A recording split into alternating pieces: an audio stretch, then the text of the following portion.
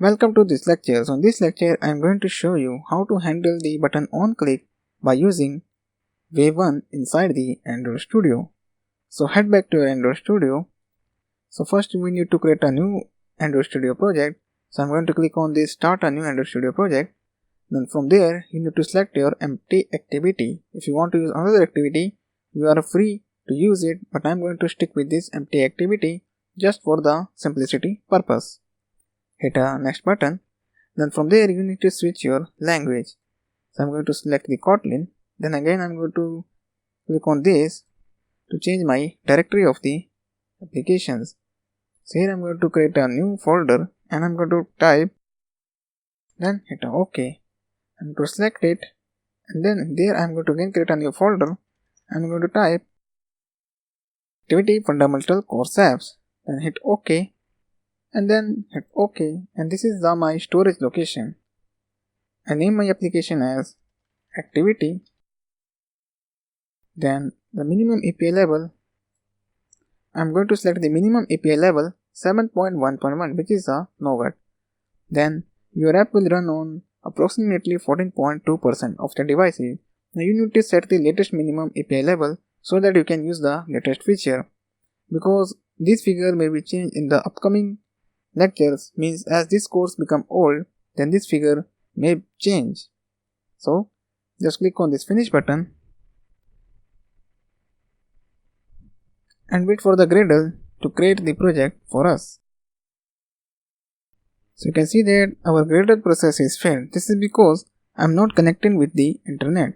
So I need to connect my system with the internet so that I can again try to build the project. So this is some common errors that you may face while you are learning Android programming. Instead of just doing this all step in behind the scene, I am going to solve this error in front of you so that you can learn how to solve these problems when you face during your learning.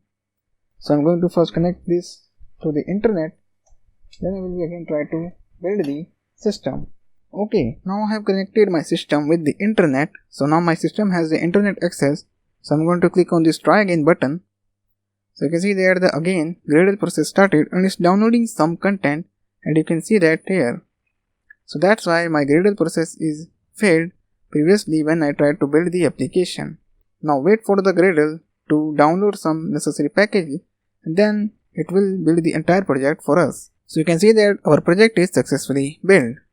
You can see that we got two files. The first file is activity main.xml and the second file is mainactivity.kt, which is an extension of Kotlin.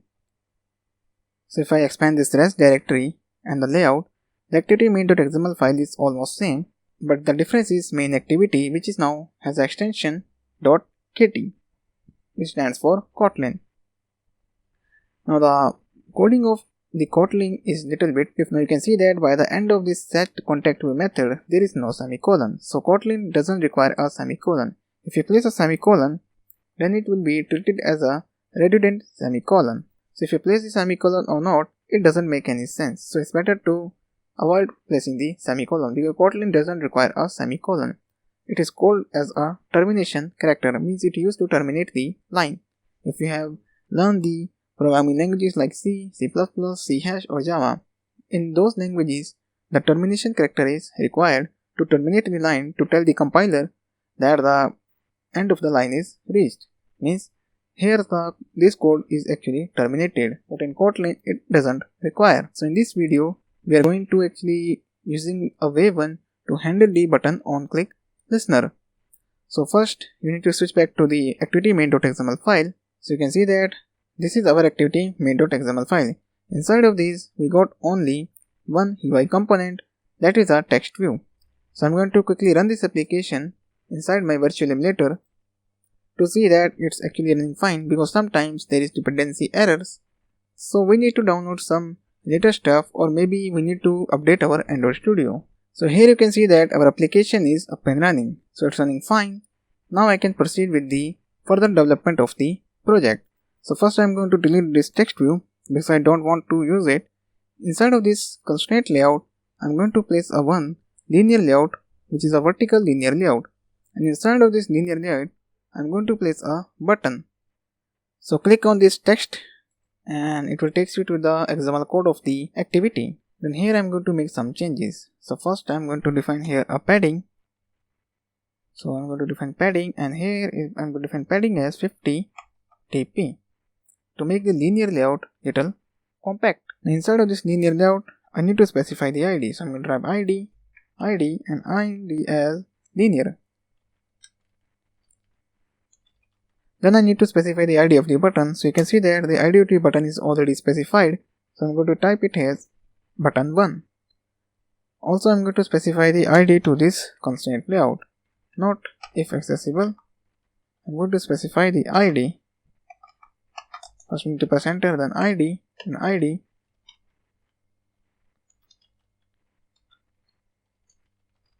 That is constraint layout. So I have done with the coding of the. So I need to make this button to the center. So for that I'm going to use here a property called gravity, and I'm going to specify the gravity as center. So now the button is actually in the center. Also I'm going to define here first button,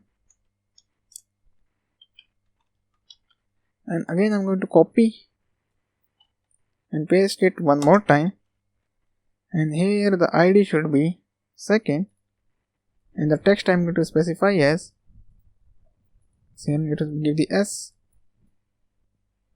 and the text I'm going to specify as second button, and ID is good. Also I want to make some modification, so I'm going to type text size, and I'm going to define the text size as 40 sp. Then the next property that I want to define is text style, and give it to bold. Then copy these two lines of code and place it in the second button as well. Now the second button is actually getting bigger, so just reduce the size to 30 sp,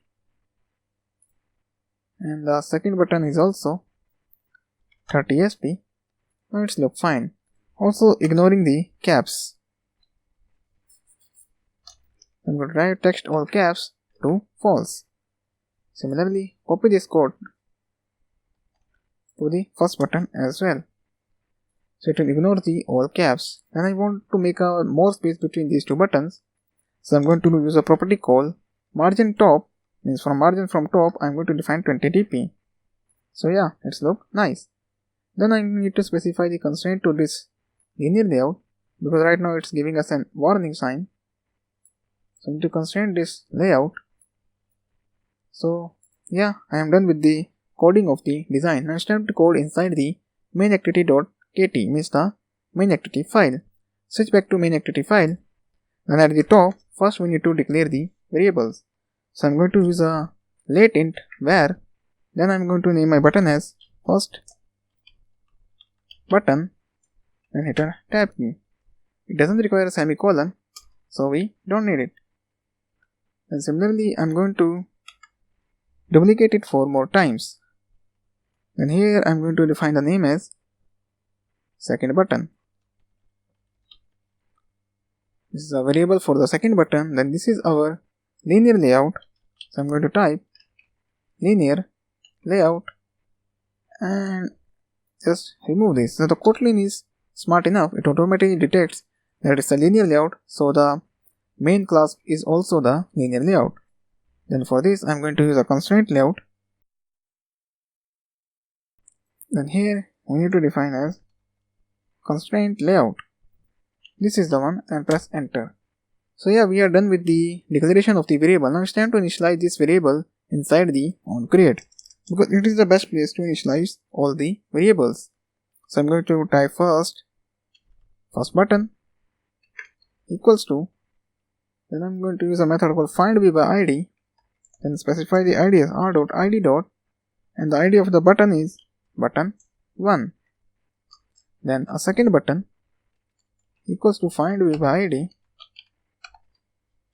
then hit r.id. button 2. Then it's time to initialize the linear layout. So type linear layout findV by id r.id. And the id of the linear layout is linear layout. Then it's time to specify the constraint layout. Then findV by id constraint layout.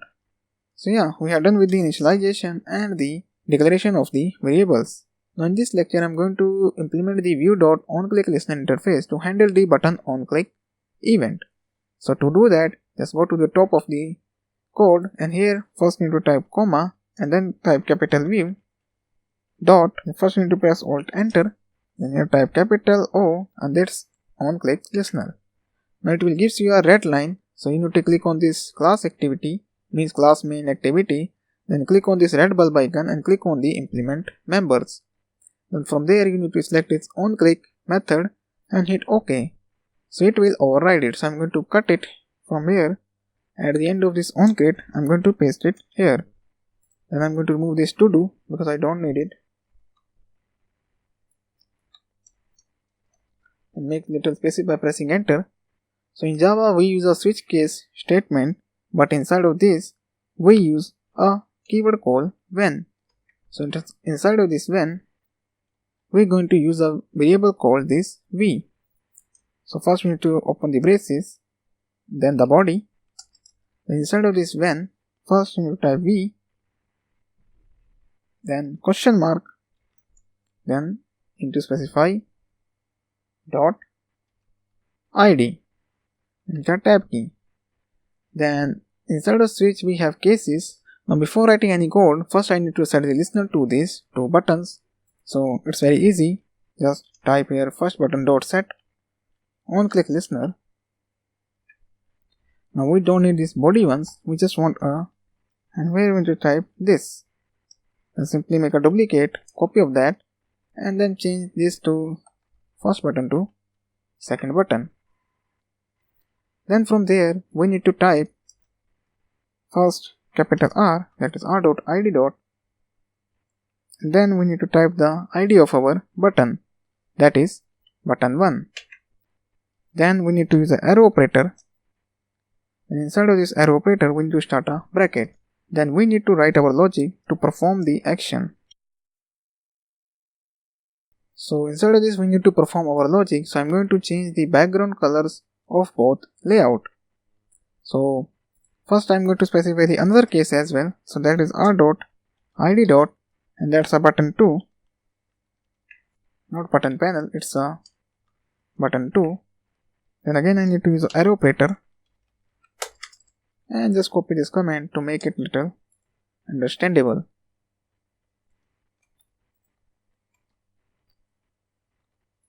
Remove this as the color of both layouts.